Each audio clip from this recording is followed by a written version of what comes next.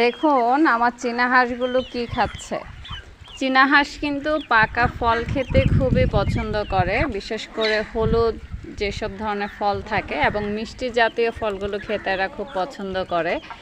আমি কিন্তু গত বছর এই কাঁঠালের সিজনে আমাদের কাঁঠাল গাছ আছে এবং প্রচুর কাঁঠাল হয়, তাতে এই কাঁঠালের যেই চামড়াগুলো আছে এই চামড়াগুলো কিন্তু আমি আমার চীনা হাঁসকে খেতে দিয়েছিলাম এবং এইবারও আজকে প্রথম আমি কাঁঠাল এনেছি। তো কাঁঠাল পেকেছে, আমি কিন্তু আমার চীনা হাঁসকে খেতে দিয়েছি। তো ওরা কিন্তু এটা বেশ মজা করে খায়। আর এই পাশটাতে প্রতিদিন যে সবজি কাটাকাটি হয় সেই সবজির যে ছোলাগুলো থাকে সেই ছোলাগুলো আমি তাদেরকে খেতে দিই এবং এরা কিন্তু প্রতিদিনই এগুলো বেশ মজা করে খায়। চীনা হাঁসের খাবার নিয়ে আমরা অনেকেই টেনশন করি। আসলে আমাদের বাড়ির সবজি ফল আমরা যেগুলো খাই, যেগুলো উচ্ছিষ্ট থাকে, যেগুলো আমরা ফেলে দেই, এগুলো কিন্তু আমরা চীনা হাঁসকে দিতে পারি। তাদের শরীরের যেই বাড়তি চাহিদাটা প্রয়োজন সেটা কিন্তু ওরা এখান থেকে নিয়ে নিতে পারে।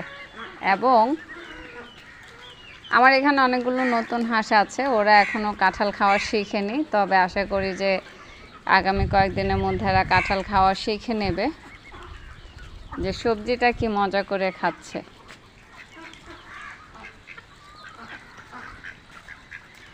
কিছুক্ষণ পরে এসে দেখবো শুধু এই কাঁঠালের চামড়াটা ছাড়া আর কিছুই থাকবে না, এরা সব খেয়ে ফেলবে।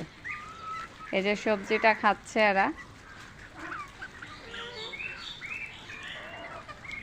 এবং এগুলো ওরা খুব মজা করে খায়। আমি সবসময়ই ঘরে যে সবজি কাটাকুটি থাকে, যেমন আজকে সকালে ডাঁটা শাক এনেছিলাম, ডাঁটার যেই পাতাগুলো আছে ওই শাকগুলো আমি দিয়ে দিয়েছি ওদেরকে, ওরা খেয়েছে।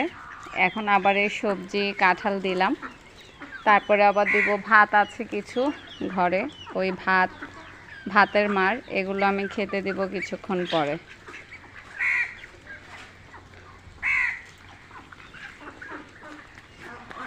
আসলে এগুলো হচ্ছে এক্সট্রা খাবার, এগুলো এদের শরীরের এগুলো খেলে যে পেট ভরবে বিষয়টা ওরকম না।